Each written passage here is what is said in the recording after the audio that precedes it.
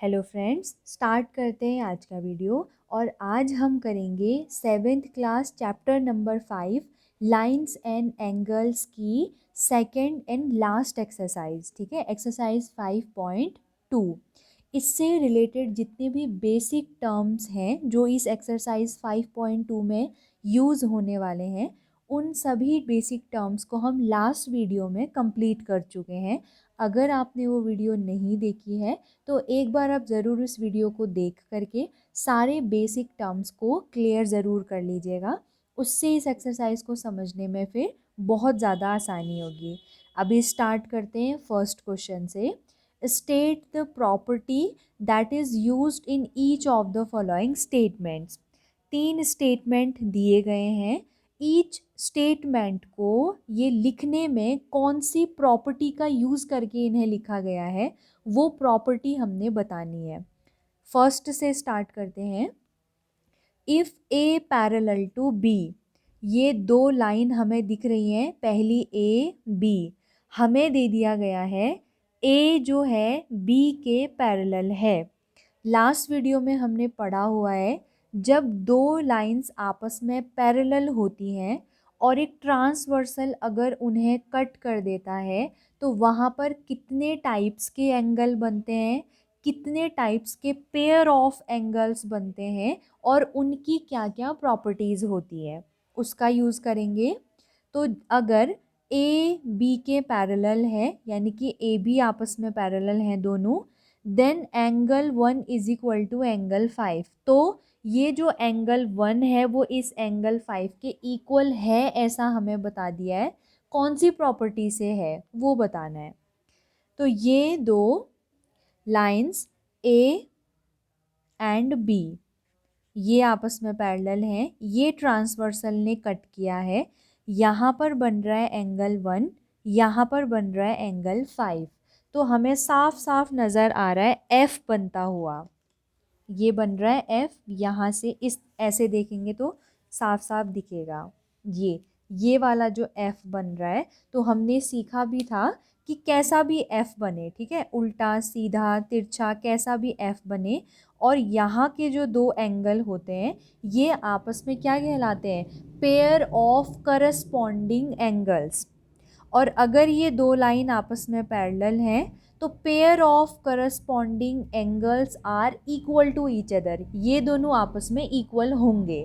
ठीक है, तो यहाँ पर ये जो स्टेटमेंट है ये किसके लिए होगा, करस्पॉन्डिंग एंगल प्रॉपर्टी है ये वाली। जब दो पैरेलल लाइंस को ट्रांसवर्सल कट करती है तो पेयर ऑफ करस्पॉन्डिंग एंगल्स आपस में इक्वल होते हैं, जैसा कि इन्होंने हमें दिया है कि ए बी के पैरेलल है और 1 इज इक्वल टू 5 हो गया। तो किस प्रॉपर्टी से, तो इसको हम लिखेंगे corresponding angle property. Corresponding angle property का यूज करके ऐसा हुआ है। ठीक है, next, if angle 4 is equal to angle 6, angle 4 बन रहा है यहाँ पर और एंगल 6 बन रहा है यहाँ पर, तो ये तो सीधा सीधा हमें z दिख रहा है। ये तो z जहाँ पर बनता है और ये दो अंदर के जो कॉर्नर होते हैं ये दोनों एंगल होते हैं अल्टरनेट इंटीरियर एंगल्स, और पैरेलल लाइंस होती हैं तो अल्टरनेट इंटीरियर एंगल्स इक्वल होते हैं, जैसा कि यहाँ पर हो गए हैं ना कि 4 6 के इक्वल है। तो ये प्रॉपर्टी है alternate interior angle. Interior angle ये प्रॉपर्टी है। ठीक है, नेक्स्ट देखते हैं। If angle 4 + 5 is equal to 180, ये है 4 ये है 5, इन दोनों को ऐड करने से कितना आ रहा है हमारा, 180 डिग्री आ रहा है। Then A parallel to B हुआ है। जब ये 4 + 5 इज इक्वल टू 180 हुआ है ना, तो ए और बी पैरेलल हुआ है। ये जो दो पैरेलल लाइंस को जब एक ट्रांसवर्सल कट करती है, 1 2 3 4, ये जो 4 एंगल्स होते हैं ये कहलाते हैं इंटीरियर एंगल्स। ये 1 2 3 4 ये होते हैं एक्सटीरियर यानी कि बाहर वाले एंगल। अंदर वाले होते हैं क्या, इंटीरियर एंगल्स। और interior angles with the same side of transversal.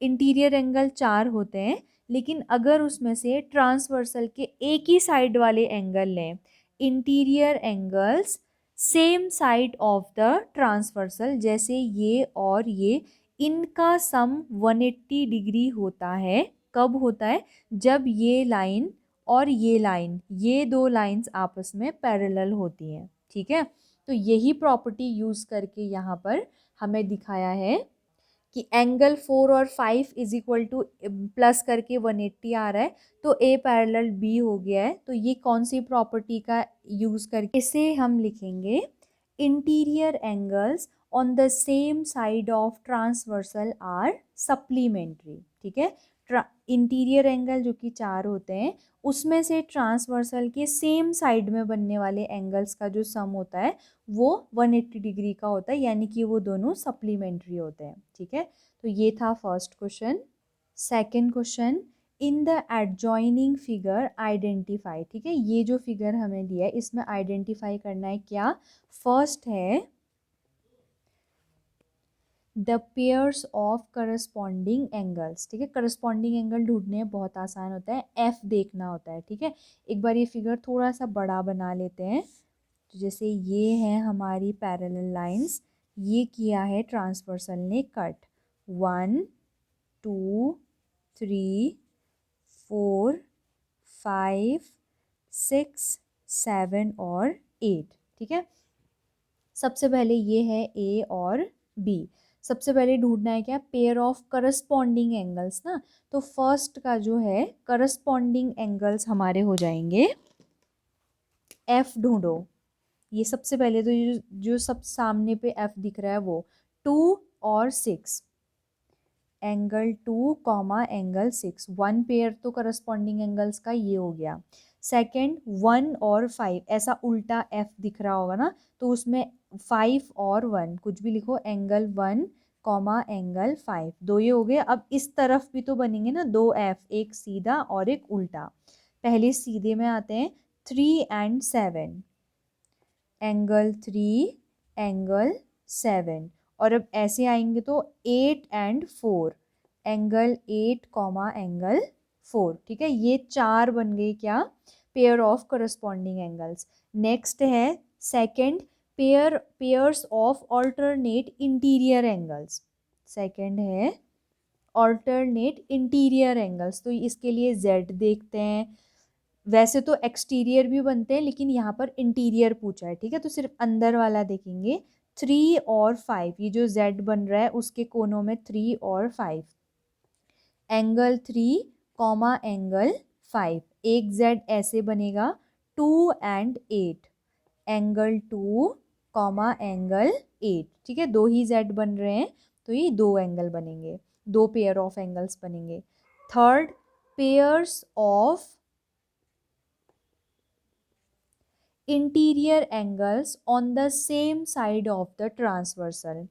Interior angle ये 4 होते हैं, ट्रांसवर्सल की सेम साइड में। एक बार राइट साइड लेते हैं ट्रांसवर्सल के, तो 2 एंड 5, एंगल 2 कॉमा एंगल 5। अब ट्रांसवर्सल की लेफ्ट साइड के लेते हैं, इंटीरियर भी होने चाहिए ट्रांसवर्सल की लेफ्ट साइड में, तो वो है 3 एंड 8, तो एंगल 3 कॉमा एंगल 8। नेक्स्ट है द वर्टिकली ऑपोजिट एंगल। तो वर्टिकली ऑपोजिट एंगल में हमने क्या देखना पड़ता है, लेटर एक्स, जहाँ पर ऐसे क्रॉस हो रहा होता है ना, उसके आमने सामने वाले। ठीक है, बिल्कुल ऑपोजिट, 2 का 4 के साथ बन रहा है pair, angle 2 comma angle 4, 1 comma 3, angle 1 comma angle 3, 8 and 6 का पेयर बन रहा है, तो एंगल 8 कॉमा एंगल 6, और लास्ट 7 का 5 के साथ बन रहा है, तो एंगल 5 कॉमा एंगल 7, ये हो जाएगा। ठीक है, सेकंड क्वेश्चन। थर्ड क्वेश्चन, इन एडजॉइनिंग फिगर, इस फिगर में P पैरेलल टू Q, ये P और Q आपस में पैरेलल लाइंस हैं। फाइंड द अननोन एंगल्स, ये A B C D E F, in 6 unknown angles को हमने फाइंड आउट करना है। स्टार्ट करेंगे उस एंगल से जो गिवन है, ठीक है, जिसकी हेल्प से हम अनदर एंगल्स को फाइंड आउट कर सकते हैं। तो 125 के साथ हम चाहें तो ये लाइन P इसको भी लेकर के काम कर सकते हैं, और ये जो ट्रांसवर्सल जा रही है इसको लेकर भी काम कर सकते हैं। लेकिन हम स्टार्ट करते हैं लाइन P से। लाइन P में एंगल E और एंगल 125 डिग्री ऐसे एडजेसेंट एंगल्स हैं जो मिल करके लीनियर पेयर बना रहे हैं। तो लीनियर पेयर अगर बना रहे हैं तो एंगल E और एंगल 125 को ऐड करने से रिजल्टेंट 180 आएगा। तो 180 में से अगर इसको माइनस कर देंगे तो एंगल E निकल जाएगा, ठीक है। तो इसको स्टार्ट करते हैं।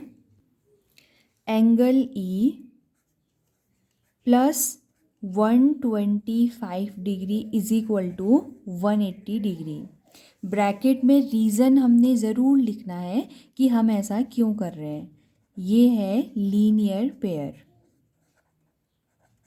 अब यहाँ से एंगल E की वैल्यू निकाल देंगे।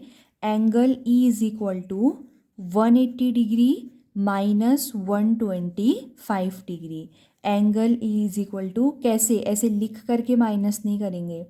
180 में से 125 माइनस करेंगे ना, तो ये 100 में से 100 हट गया। 80 में से 20 को माइनस करेंगे तो 80 में से 20 को माइनस करेंगे 60 बचा। 60 में से 5 और माइनस कर देंगे तो हमारा आएगा 55 डिग्री। एंगल E इसकी वैल्यू हमें मिल गई है 55 डिग्री। और एंगल E और angle F, these two angles are vertically opposite angles. Cross का साइन बन रहा है और वर्टेक्स बिल्कुल ऑपोजिट है। तो since angle E is equal to angle F, vertically opposite angle, तो therefore angle F is equal to also 55 degree. ये भी है 55 डिग्री। अब आते हैं इनमें, अगर ये F एंगल जो है वो 55 डिग्री है तो क्या एंगल C, यहाँ पर एक F बनता हुआ नज़र आ रहा है ये, और F बना और उसके कॉर्नर पे जो एंगल बनते हैं वो एंगल, जैसे कहीं से भी हमें यहाँ पर कुछ इस तरीके का फिगर देखने को मिल रहा है ये, और ये दो पैरेलल लाइंस है, और यहाँ पर F जो बन रहा है उसके कॉर्नर के एंगल्स क्या होते हैं, पेयर ऑफ करस्पॉन्डिंग एंगल्स, और वो इक्वल होते हैं जब ये लाइन पैरेलल होती है। तो एंगल F, सिंस F जो होगा वो एंगल C के इक्वल होगा, इसका रीज़न है pair of corresponding angles, pair of corresponding angles. तो देयरफॉर अगर F 55 है तो C is equal to 55 degree. ये भी कितना हो जाएगा 55 डिग्री। अब अगर ये 55 डिग्री है तो ये वर्टिकली ऑपोजिट एंगल है, जो एंगल A है वो C का वर्टिकली ऑपोजिट है। तो since A is equal to A is equal to C, इसमें हम लिखेंगे वर्टिकली ऑपोजिट एंगल्स। तो अगर C 55 है तो A भी कितना हो जाएगा, therefore A is equal to 55 degree. अब आते हैं आगे, A पता चल गया। अगर A पता चल गया है तो D भी पता चल जाएगा। एक लीनियर पेयर बना रहे हैं दोनों मिल करके, तो इसको लिखेंगे since A plus D is equal to 180 degree. Linear pair हैं दोनों। A की वैल्यू हमें पता है 55 डिग्री रख देंगे, plus D is equal to 180 degree. तो d की वैल्यू हमने फाइंड आउट करनी है। d इज इक्वल टू हो जाएगा 180 डिग्री माइनस 55 डिग्री। इसको यहाँ से इज इक्वल टू के दूसरी तरफ लाएंगे तो साइन चेंज। तो d इज इक्वल टू, अब 100 में से 100 माइनस करने के लिए तो नहीं है, ठीक है, तो 1 तो आ ही जाएगा यहाँ पर। 80 में से 50 माइनस करेंगे तो 30 आएगा। 30 में से ये 5 माइनस कर देंगे तो कितना आएगा 25। तो d इज इक्वल टू कितना आ गया 25। अब लास्ट एंगल हमारा बचा है एंगल b, ठीक है, तो वो d के क्या है, जस्ट ऑपोजिट है, वर्टिकली ऑपोजिट एंगल है। तो since angle d is equal to angle b, vertically opposite angle, तो अगर d 125 है तो b इज इक्वल टू भी 125 डिग्री हो जाएगा, ठीक है।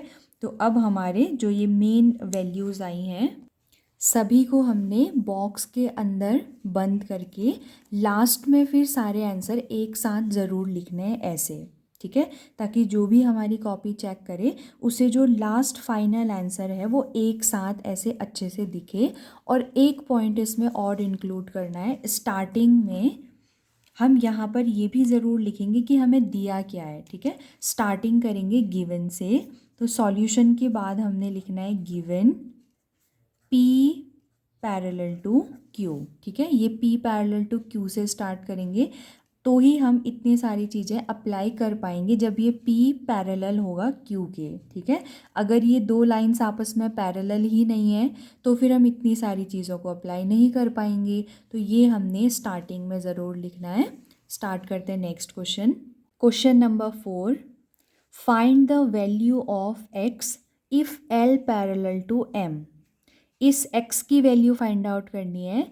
L और M ये दो लाइंस आपस में पैरेलल दी हैं, तो पैरेलल देने का मतलब सारी जितने भी ट्रांसवर्सल से एंगल्स फॉर्म होंगे उनसे रिलेटेड प्रॉपर्टीज़ को हम यहाँ पर अप्लाई कर सकते हैं। फर्स्ट पार्ट ये है, फिर सेकंड पार्ट इसके बाद करेंगे। स्टार्टिंग में देखो, इस टाइप के जो क्वेश्चंस होते हैं जिसमें दो पैरेलल लाइंस को एक ट्रांसवर्सल कट करती है, तो एंगल को फाइंड आउट करने के अप्रॉक्स 3 to 4 मेथड होते ही हैं, ठीक है। तो उसमें से हम कोई सा भी एक मेथड का यूज़ करके अपना रिक्वायर्ड एंगल निकाल सकते हैं, ठीक है। जैसे अगर किसी बच्चे के माइंड में आया कि अगर यहाँ पर का एंगल निकल जाए तो ये एंगल और ये एंगल करस्पॉन्डिंग एंगल्स होते हैं ना, एफ बनता हुआ दिख रहा होगा ये एफ, तो करस्पॉन्डिंग एंगल्स इक्वल हो जाएंगे तो जितना ये आएगा उतना ही ये आ जाएगा। और ये निकालना तो बहुत आसान है, ये लीनियर पेयर बन रहा है ना, 110 और इस एंगल का, तो लीनियर पेयर की हेल्प से ये निकालेंगे और फिर करस्पॉन्डिंग एंगल इक्वल हो जाएंगे। किसी दूसरे बच्चे ने सोचा कि ये वाला एंगल निकाल लिया जाए, लीनियर पेयर बन रहा है तो ये और ये इन दोनों का सम 180 होगा, ये निकाल लेते हैं। और फिर कि उसने ये क्यों निकाला, क्योंकि उसको F नहीं दिखा, उसको Z पहले दिख गया। Z मतलब अल्टरनेट एंगल्स, ये पेयर ऑफ अल्टरनेट एंगल्स कब बनते हैं, जब Z बनता है और Z के ये जो कॉर्नर्स होते हैं दोनों यहाँ पर के एंगल्स, और वो भी आपस में इक्वल होते हैं।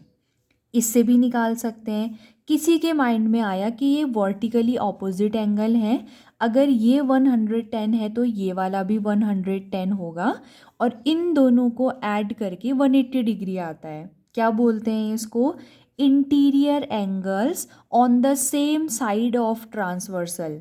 साइड से मतलब है कि ट्रांसवर्सल की ये वाली साइड राइट साइड हो गई, ट्रांसवर्सल के इधर को लेफ्ट हैंड साइड की तरफ को लेफ्ट साइड हो गई। तो ये जो दो एंगल हैं वो interior angle with on the same side of transversal हैं, तो सप्लीमेंट्री होते हैं ये, ठीक है। तो यहाँ से भी निकाल सकते हैं। और भी एक दो मेथड और हैं, उसको फिर हम बाद में डिस्कस कर लेंगे। और वैसे आपके माइंड में वो मेथड्स भी स्ट्राइक कर गई होंगी, ठीक है। तो अब इन इतनी सारी मेथड्स में से कोई से भी एक मेथड का यूज़ करके इसको फाइंड आउट कर लेते हैं, ठीक है।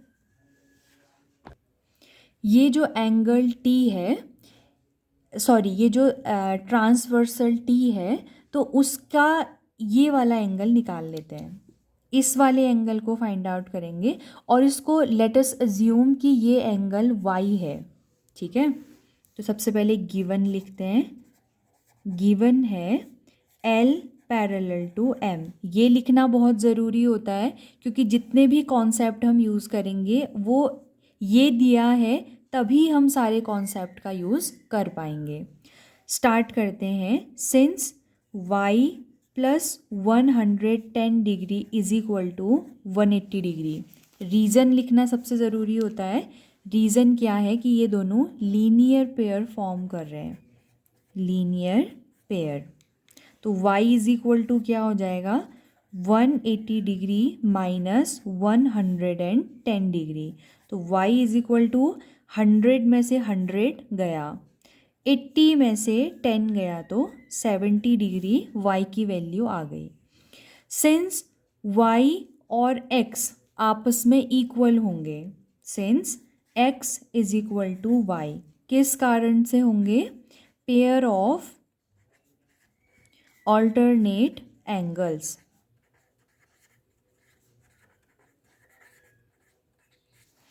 तो x इज इक्वल टू कितना हो जाएगा, y की वैल्यू कितनी है 70, तो x की वैल्यू भी कितनी हो जाएगी 70। तो अल्टीमेट x हमारा डायरेक्ट तो नहीं निकला लेकिन इनडायरेक्ट निकल गया, ठीक है। और डायरेक्ट निकलता भी कैसे, क्योंकि ये 110 और x इनकी जो पोजीशन है ये, इसमें कोई भी पर्टिकुलर टाइप का एंगल नहीं बनता। जैसे करस्पॉन्डिंग एंगल होते हैं, अल्टरनेट इंटीरियर, अल्टरनेट एक्सटीरियर, ठीक है। तो ऐसा कोई भी एंगल नहीं बन रहा था, तो यहाँ पर हम डायरेक्ट नहीं निकाल सकते थे लेकिन इनडायरेक्ट आसानी से निकल गया।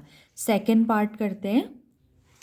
इसमें भी L पैरेलल टू M जो है वो हमें गिवन है, इसको लिख लेते हैं, given L parallel to M। लेकिन ध्यान दीजिए ये जो A और B है ना, देखने में तो ये भी बिल्कुल पैरेलल दिख रहे हैं, लेकिन जब तक हमको क्वेश्चन में ऐसा स्टेटमेंट दिया ना हो कि ये भी आपस में पैरेलल हैं, तब तक हम ये जो प्रॉपर्टी होती हैं इनसे रिलेटेड, पैरेलल लाइन से रिलेटेड, ये हम यूज़ नहीं कर सकते, ठीक है। जब दिया होगा स्टेटमेंट तभी हम यूज़ कर सकते हैं।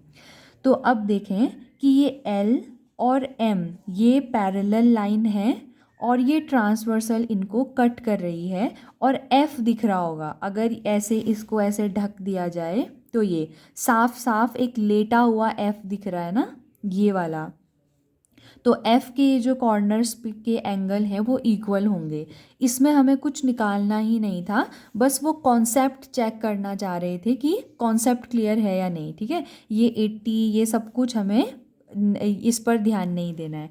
तो ये सिंपल डायरेक्ट हम लिख लेंगे कि since x is equal to 100 degree, और ये क्या है, pair of corresponding angles, pair of corresponding angles.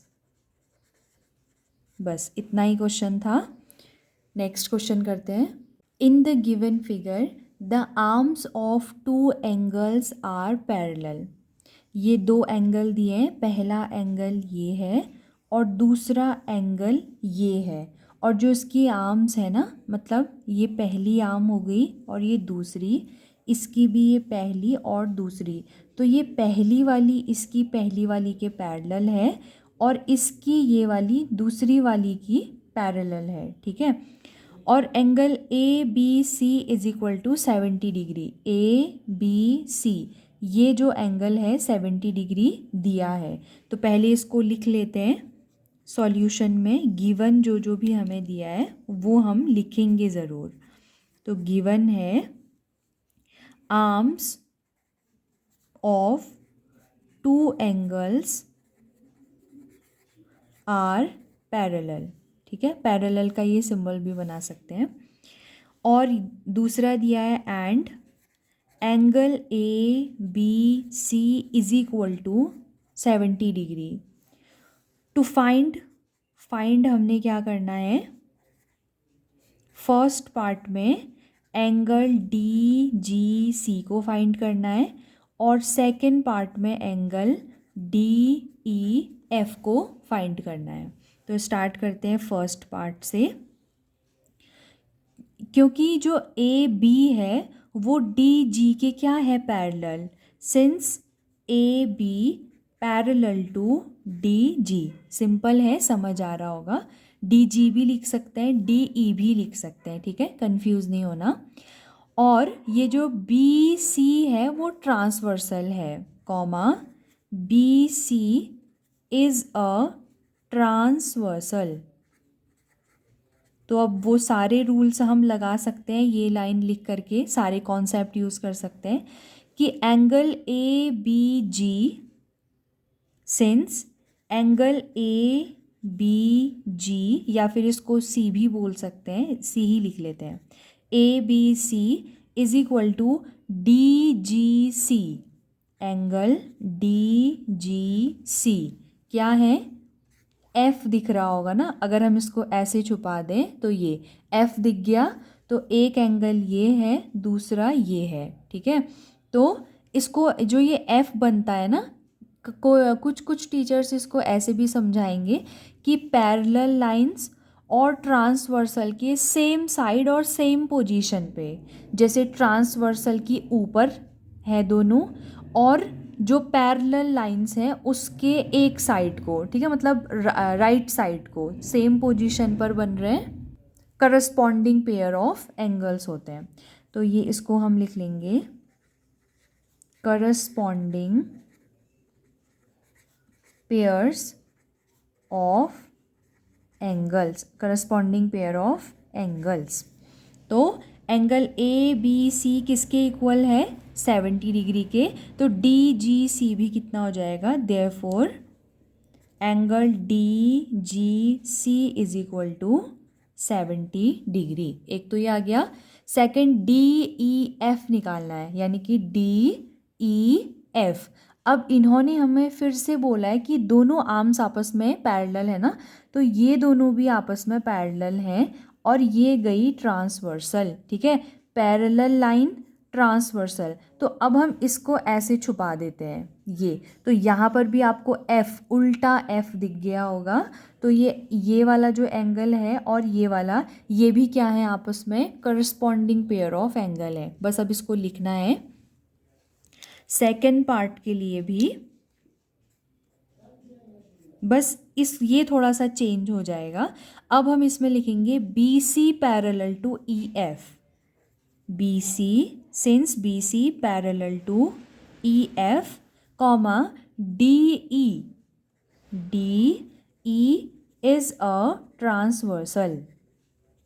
ये लिखना ज़रूरी होता है क्योंकि इस लाइन को लिख करके ही हम नीचे का जो कॉन्सेप्ट होता है उसको यूज़ कर सकते हैं, ठीक है, कि कौन सी पैरेलल लाइंस है और कौन सा उसमें ट्रांसवर्सल है, जिसके कारण से हम ये लिख रहे हैं।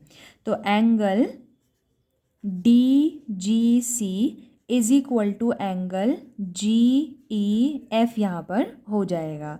तो डी जी सी हमें पता है, जी ई एफ कितना होगा, 70, क्योंकि इसकी वैल्यू भी 70 के इक्वल है। तो therefore angle G E F is equal to 70 degree.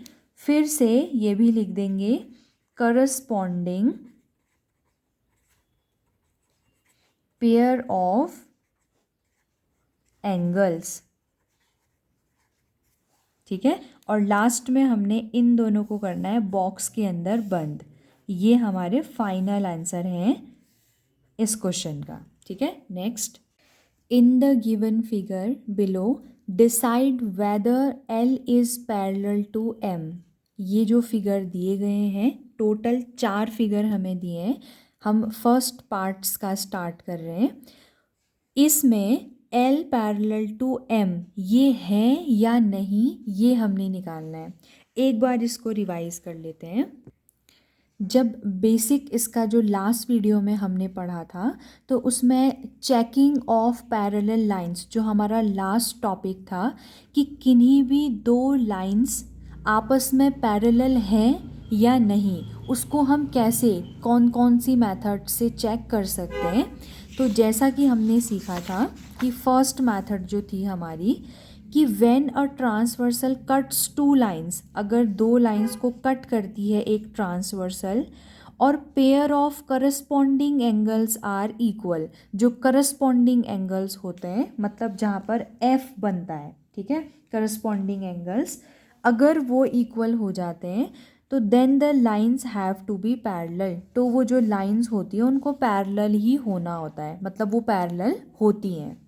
दूसरा कि जब वही ट्रांसवर्सल दो लाइंस को कट करती है और अल्टरनेट इंटीरियर एंगल्स का जो पेयर होता है वो इक्वल हो जाए, तब भी वो लाइंस को क्या होना होता है, पैरेलल, मतलब वो लाइन पैरेलल होती हैं। और तीसरा हमने पढ़ा था कि सेम जब एक ट्रांसवर्सल दो पैरेलल लाइंस को कट करती है और अगर वहाँ पर pair of interior angles on the same side of transversal are supplementary, मतलब पैरेलल लाइंस और ट्रांसवर्सल की इंटीरियर तो ये चार एंगल होते हैं अंदर वाले, उसमें से ट्रांसवर्सल की सेम साइड, माना हम अभी राइट वाली साइड का ये 1 और 2 एंगल ले रहे हैं, तो इन दोनों का सम 180 डिग्री आना चाहिए। अगर आ जाता है तो भी वो जो दो सिंपल लाइंस हैं वो अब सिंपल नहीं रही, वो अब पैरेलल लाइंस हो चुकी हैं, ठीक है। जैसे यहाँ पर ये भी 90 डिग्री का डब्बा बना हुआ है, ये भी 90 डिग्री का, ऐड करेंगे तो 180 डिग्री आ जाएगा। यानी कि ये इन तीनों में से कोई भी एक चीज़ अगर फॉलो हो गई हमारी तो इसका मतलब है कि ये लाइन आपस में पैरेलल प्रूव हो जाएंगी, ठीक है। फर्स्ट पार्ट से स्टार्ट करते हैं। देखो ऐसा करते हैं, ये पैरेलल लाइन, ये transversal, interior angle on the same side of transversal, ऐसा कह सकते हैं हम 126 एंड 44 को। अगर इन दोनों को ऐड करके इनका सम जो है वो 180 डिग्री के बराबर आ जाता है, ठीक है, क्योंकि यहाँ पर देखो साफ साफ लिखा हुआ है कि interior angles on same side of transversal are supplementary, वो सप्लीमेंट्री होते हैं। तो अगर हमने दिखा दिया कि ये दो एंगल सप्लीमेंट्री हैं तो एल एम के पैरेलल प्रूव हो जाएगी। स्टार्ट करते हैं।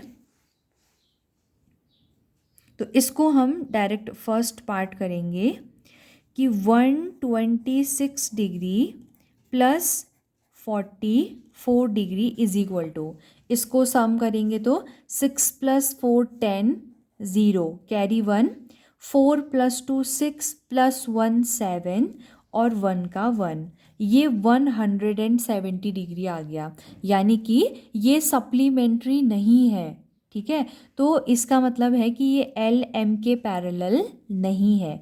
तो अब इसको रिटर्न में, interior angles on the same side of transversal are not supplementary, ये सप्लीमेंट्री नहीं है, तो therefore L is not parallel to M, ये जो एल है वो एम के पैरेलल नहीं होगी। सेकेंड पार्ट, ये है सेकेंड पार्ट, लाइन एल और लाइन एम, इन्हीं दोनों का हमें बताना है कि ये पैरेलल है या नहीं है, ठीक है।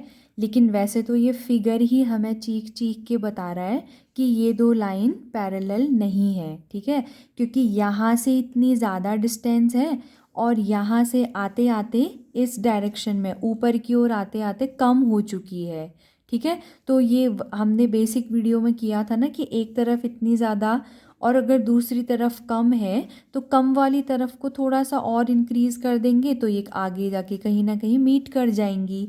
तो ये इंटरसेक्टिंग लाइन तो दिख ही रही है हमें, लेकिन फिर भी हम इसको अच्छे से रिटर्न में प्रूव करेंगे। देखो अब कई सारे तरीके हैं, हम उसमें से एक तरीका अपना लेते हैं कि हम निकालते हैं ये वाला एंगल, ये ठीक है, क्योंकि यहाँ पर मुझे दिखा z मुझे बहुत जल्दी दिख जाता है। तो देखो ये और ये हल्का सा टेढ़ा z है, लेकिन अगर ये दोनों एंगल आपस में इक्वल हो गए तो alternative pair of angles equal हो जाएंगे। ये जो सेकंड वाला है हमारा अल्टरनेट इंटीरियर एंगल्स का पेयर इक्वल हो गया, तो तो लाइन दोनों की दोनों आपस में पैरेलल हो जाएगी। तो हम क्या करते हैं कि ये वाला एंगल फाइंड आउट करते हैं। कैसे करेंगे? ये एक स्ट्रेट लाइन जा रही है, उसके ये दो पार्ट हुए, यानी कि ये दोनों लीनियर पेयर, अगर ये दोनों लीनियर पेयर हैं, ठीक है, क्योंकि स्ट्रेट लाइन में बनने वाले एंगल्स हैं। तो लीनियर पेयर की हेल्प से इस एंगल को नाम दे देते हैं एक्स, मान लेते हैं कि ये एक्स है, और इसकी वैल्यू फाइंड आउट करते हैं, ठीक है। तो since X plus 75 degree is equal to 180 degree, और ब्रैकेट में आ जाएगा क्या? Linear pair. यहाँ से निकालते हैं एक्स की वैल्यू, वो हो जाएंगी 180 डिग्री माइनस 75 डिग्री। माइनस करते हैं तो 100 तो यहाँ है नहीं, तो 1 तो ऐसा ही रहेगा। 80 में से 75 चला गया तो हमारा 05 आंसर आ जाएगा, यानी कि ये एंगल की वैल्यू है 105 डिग्री। और साफ साफ देखो, ये 75 है, ये 105 है। अल्टरनेट इंटीरियर एंगल्स का पेयर इक्वल नहीं हुआ, यानी कि ये दो लाइन आपस में पैरेलल नहीं है। तो इसको हम लिखेंगे pair of alternate interior angle does not equal, ठीक है। ये जो पेयर है ऑल्टरनेट इंटीरियर एंगल्स का, वो इक्वल नहीं है।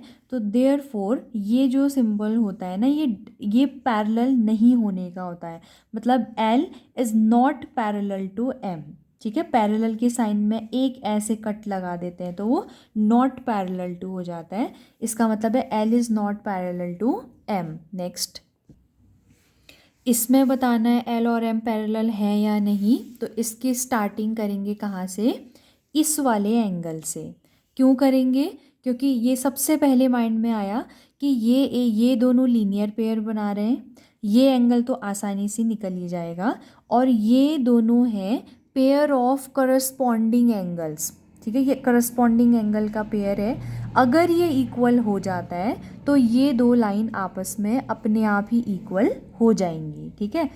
तो इसको भी हम लेट अस अज्यूम कि ये ए है, इसको ए मान लेते हैं। तो A plus 123 degree is equal to 180 degree. Reason में लिख देंगे लीनियर पेयर। ए की वैल्यू फाइंड आउट करनी है, तो ये 180 degree minus 123 degree. A is equal to 100 में से 100 गया, 80 में से 20 को माइनस करेंगे तो 60 आएगा, 60 में से 3 को और माइनस कर देंगे तो 57 डिग्री। देखो, तो ए की वैल्यू हमारी आई 57 डिग्री, जबकि ये दोनों करस्पॉन्डिंग एंगल्स हैं और दोनों की वैल्यू इक्वल आ चुकी है, ठीक है। तो since pair value of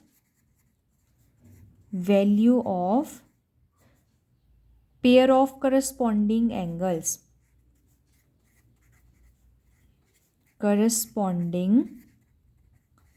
angles are equal, बराबर हो गई है, तो therefore L parallel to M। Next करते हैं।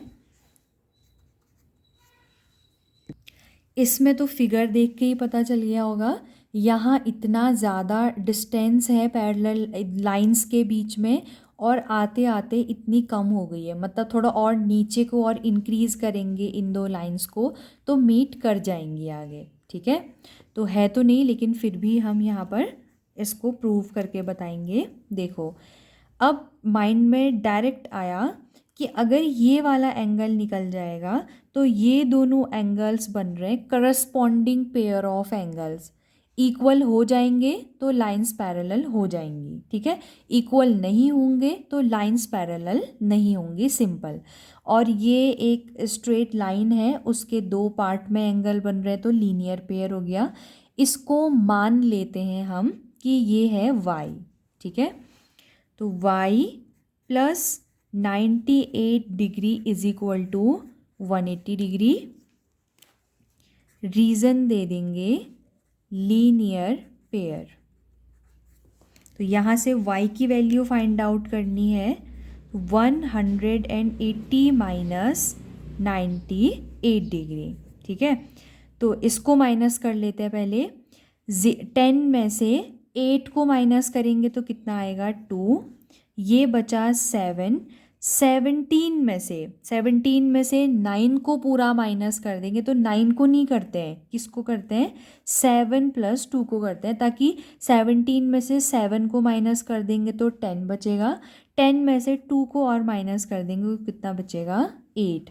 तो ये आया 82 डिग्री। इसकी वैल्यू आ रही है 82 डिग्री, और जबकि ये दोनों करस्पॉन्डिंग एंगल्स थे और अलग अलग आ गए हैं। ठीक है, तो इसको लिखेंगे since value of corresponding pair of angles